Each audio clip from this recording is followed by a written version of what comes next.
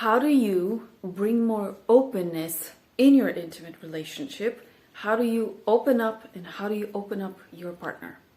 Hi, this is Liana, Holistic Intimacy Coach. Welcome to my YouTube channel. Here we grow in intimacy. So today I have a trick question for you, actually, and bear with this one. First of all, I'm going to look at three very simple things. One, what is openness? Two, intention around openness. And three, actual stuff that you can do to bring more openness if question number two is actually a positive, so a yes.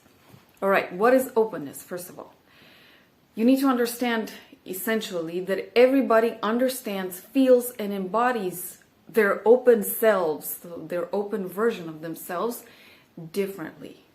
And therefore, before you go to question number two, so what is our intention around being open, you need to get clear on what open means to you, and then what open means to the other, meaning your partner, your beloved, and then what open means for the both of you, so for your relationship. Totally alien concepts for many people, right?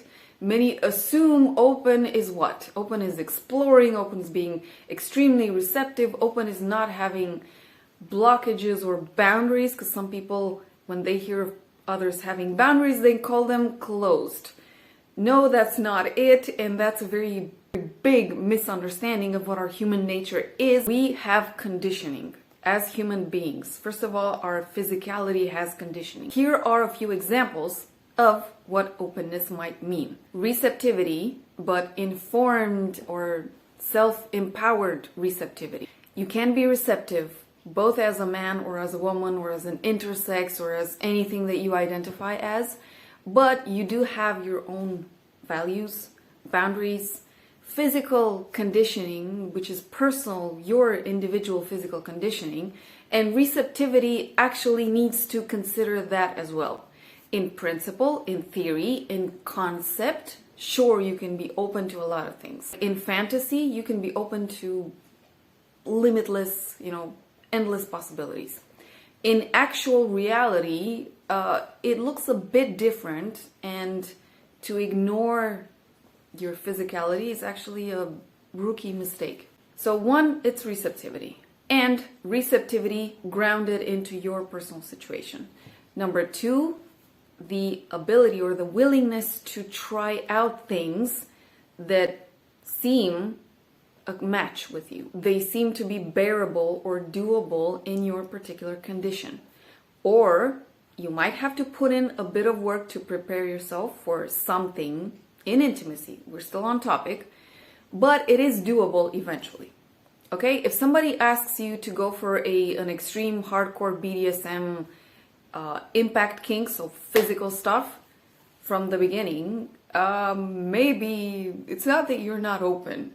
It's just that it's too much, way out of maybe your backyard, and it's not realistic to expect that of anybody. And anyone who comes with with an extreme proposal to you actually is probably a beginner themselves also. Unlimited and unconditional openness in planet Earth doesn't exist.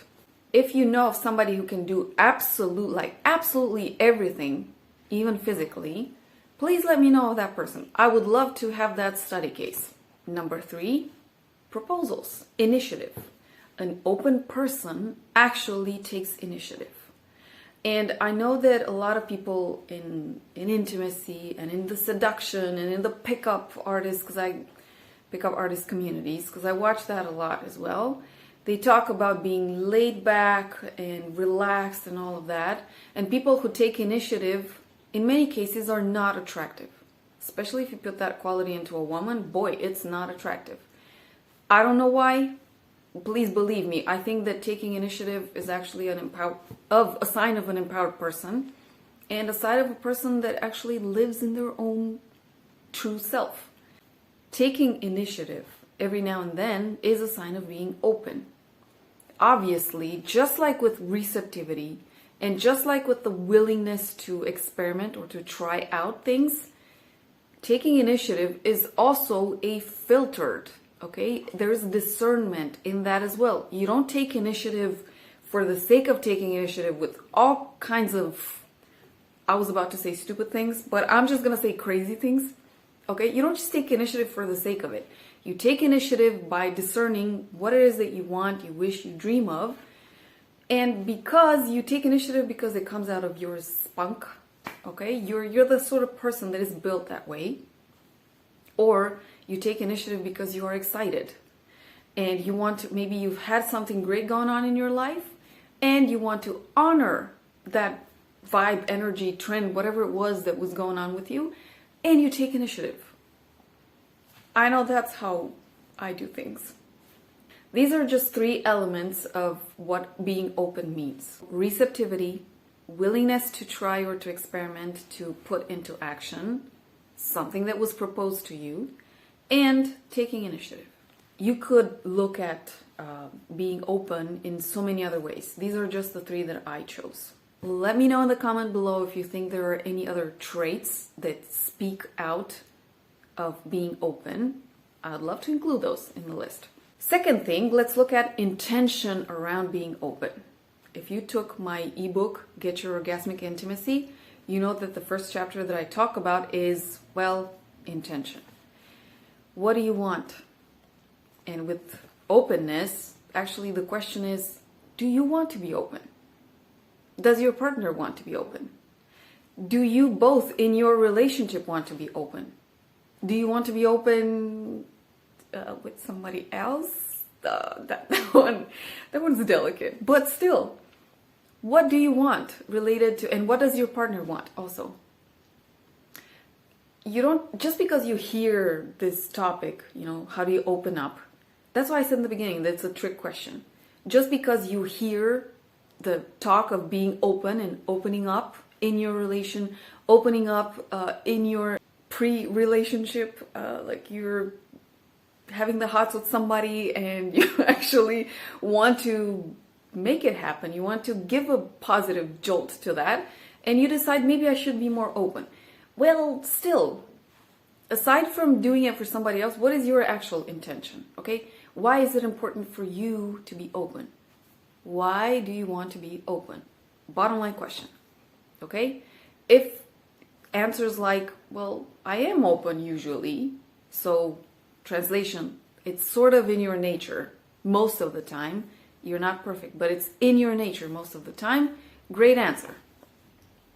If you've been close, you've felt close for a long time, and you just want to, you feel like you want to shift and to transform yourself, your life, your intimate life, great answer. Yes, I want a transformation, so I want to be open. But it starts with you, obviously. That's how I said the answers. You want to be open for yourself, for your life, and then for your relationship. I don't recommend to anyone, because this is around intention, to do something for the sake of a relationship, but at the expense of themselves. Of course, realistically speaking, there are moments in your relationship where you do that. And when you're a parent, you actually do that as like it's in the job description. You do stuff for your kid, but not necessarily because it's comfortable or it's great or it's enjoyable to you.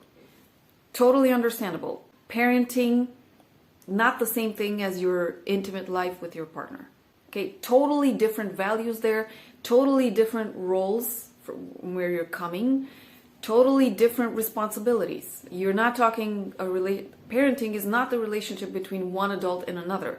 It's the relationship between one parent and a child who's dependent on the parent.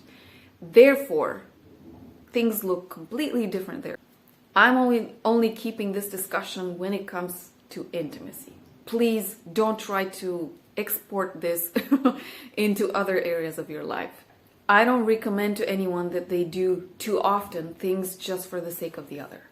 Okay, you're talking about 2 adults there. The definition of being an adult, well, taking care of your own needs first. That's why you're an adult. Okay, that's what it means. So you gotta find a way. Yeah, in intimacy also. And I know this is not popular with many people.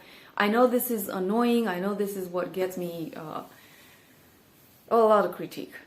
But it's bottom line still is bottom line. You have to find ways, first of all, to look at yourself and assess what you want, what you need, and your intention needs to be focused on what is best, first of all, for you, because that's how you can sustain an interaction with somebody else.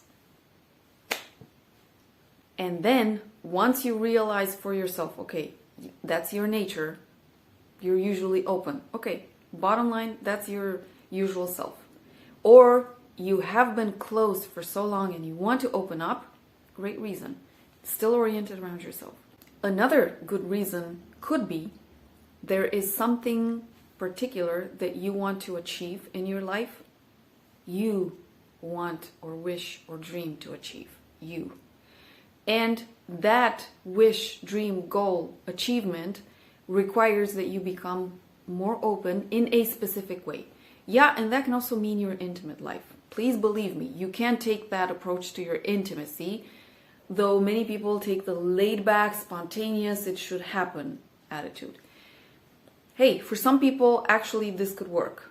And they sit around, they don't do nothing, they just think it and feel it, and then it happens. Okay, it's valid for some people. For others, it's actually in their nature to proactively do things. And it's not that it's an effort, a struggle, they're not slaving their way into anything, unless they're into BDSM, you know, slaving all day. But I'm not talking about that. I'm talking about people who it's in their nature to be proactive and to put in an effort. They actually enjoy that. I'm one of those people. If you can't feel the energy, I'm one of those people that actually, they need to do things. And I know that there are more people like I am, you know. Ever since they were kids, they couldn't stand or sit in one place when their parents asked them to. They had to move, they had to do stuff, they were a pain in the ass. And right now, my dog is just scratching the carpet. I don't know if you can hear him. You know, I'm getting fired up, so... Okay. So, once you clear up the intention, and first of all, it starts with yourself, then you look at the other. Okay, what do they want? Maybe for me, it makes sense to be open. What about the other person? What about my partner, my beloved? Do they want that? No. Are they not in the place where they could be open? Okay. The hardest thing is to actually hold space for that. You can't push somebody into being open. That's why I said in the beginning, this is a trick question. You just can't. You can only show yourself as you are, and that's not always easy, and I don't know, it's not always natural for people to show themselves as they are. And it's damned hard to actually hold space for the other when the other is actually in a different vibe and in a different place. What does that mean in intimacy? Well, maybe you want, because you're the kind of person that explores, that doesn't sit in one place, you want to do stuff. You want to try out maybe accessories, maybe a different place, maybe positions, maybe pandemic willing, you want to go to events. That pandemic willing, okay? But the other person is freaking out because of that. Is freaking out at the idea. I've had people in coaching that actually one of the partners wanted to explore, to try out, and the other person was closed. It wasn't easy. It was not easy. The solution that some of the people that I coached found was for them individually to go to events. And I've actually had, when I was doing live events, I had a person over 50, by the way, still enjoying their intimate life. Do you have anything with ageism? There's a video that I did on age and sexuality, okay? Check that one out. They showed up at an event, tried all the stuff there. Yes, and I don't mean sex, okay? Events around sexuality are not the same as orgies. I'm gonna say this as long as I'm gonna do this work.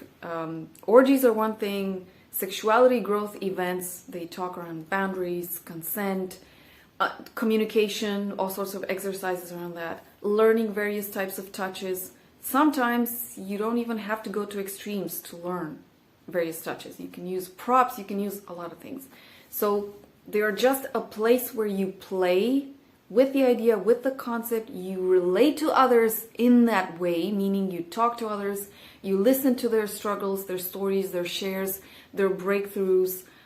You meet somebody in a place where you normally, well, you don't do that with your friends. And after this person showed up at the event, they went back home to their beloved, showed all the stuff that they learned there, and guess what? Their partner, one, understood. So the partner saw the beauty in the stuff that was being shown there, so exploration. However, even then, this partner told the other person, but I don't want to do this. I don't feel this is for me. Guess what? The person that I was working with, they were disappointed, obviously. So their partner immediately felt that disappointment and that regret in a way and popped the question, so do you want to break up with me? No, the answer was no. They didn't want to break up. They wanted to explore. They wanted to try new things with the person that they loved. They were married. But if that person, even after all the efforts that the one partner did, if the other didn't understand, didn't relate, didn't resonate, well, all they could do was accept and then try every now and then to go to other communities, places, events where they could explore with a limit. Obviously, they weren't having sex. They were just exploring, talking, meeting people, hearing about their life stories. So they were feeding their knowledge, their quest for new, their quest for understanding in a different way. And third, ways in which you could actually go for opening up. Let's say that you're both on the same page and you want to open up. The only thing you can do is, like the client that I mentioned earlier, you can only put yourself out there with the intention and allow the other person the space to maybe meet you in that intention. Even if they conceptually want to be open, actually being open is a different thing.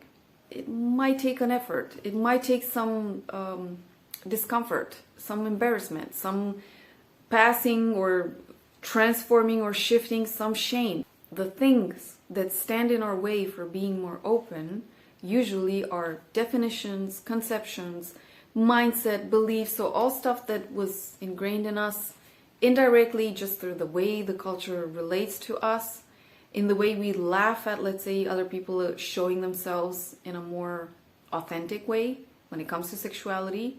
Others, what do others do when they see something different? They laugh at it, they judge it, they shun it. That's a very low way to relate to different people and different things, but that's the majority of people. They cast away anything that doesn't look like what they look like. And yeah, it does take a lot of personal growth and evolution, personal evolution, to be able to hold space for somebody who's different. And I'm not saying that being different means necessarily that you're bad for others, okay? Being different means that you just show up in different ways. It doesn't mean that you're crossing boundaries of others, harming others in any way, deciding upon others, and so on. A lot of people demonize different. Different isn't the same as evil or ill-intended or destructive. Okay, different is just different. At a certain point, we're gonna have to, and also the unknown. Some people demonize the unknown also. What the heck? It's just something that you don't know. It's not evil, destructive, or anything. It's just something different, something that you haven't done before. And the willingness to go there means that you're more open and that you have courage and spunk, especially when it comes to intimacy. You gotta have a lot of spunk. So that's it, basically. You show yourself in that energy, in that place where you're trying new things, and you allow the other the space to meet you.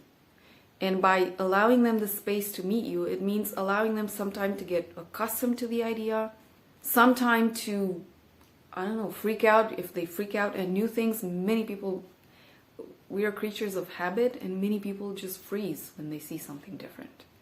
And many people freeze when they have to try something different.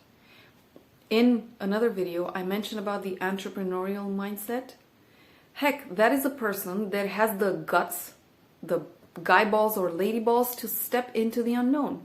That kind of mentality, when it translated into intimacy, it's somebody that has the guts, the balls, lady or guy balls, to step out into the unknown and realize that they could benefit, quote unquote profit, their relationship in that way. yeah, not benefit or profit from, but bring a benefit to. And obviously they grow, the other person grows, the relationship grows.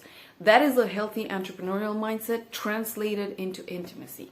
And what are some of the human values needed? Well, courage, vision, openness, trust, love, especially for yourself and then for the other, respect for the process, respect for the other and for their choices, and then understanding. As with any entrepreneur, you know that sometimes endeavors don't yield the results that you want. You still grow, you still learn, but maybe the stuff that you get out of it doesn't look like what you intended. Still valuable. All right, I'm going to stop here. This is a long video, but this is my take on how you open up your relationship. Check out the links below. Check out the ebook. Check out my programs. Those are definitely a step into the, not necessarily unknown, just the different. And take that venture for yourself, okay? Begin always with yourself. That's it. I wish you an open, intimate relationship, an open, intimate life, and I'll see you tomorrow with another video.